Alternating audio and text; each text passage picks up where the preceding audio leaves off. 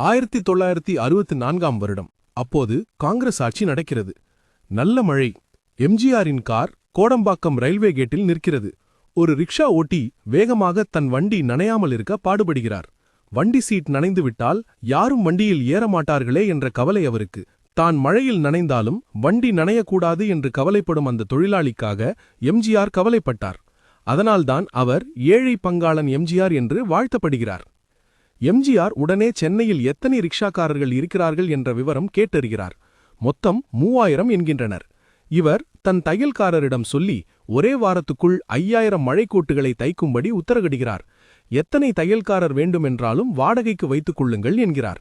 தைத்து முடித்ததும் அறிஞர் அண்ணாவை அழைத்து அவர் கையால் ரிக்ஷாக்காரர்களுக்கு மழைக்கோட்டுகளை வழங்கும்படி செய்தார். மீதி 2000 கோட்டுகள் மதுரை, திருச்சி போன்ற ஊர்களில் வாழ்ந்த ரிக்ஷாக்காரர்களுக்கு வழங்கப்பட்டன.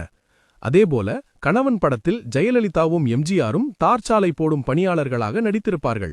அப்போது ஜெயலலிதா காலில் தார்கற்கள் ஒட்டிக்கொள்ளும்.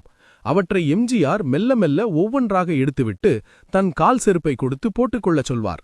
அவர் தார்ச்சாலை மீது சமப்படுத்தியபடி வரும் புல்டோசரோடு அதன் சக்கரத்தில் தண்ணீர் ஊற்றியபடி ஓடி வருவார்.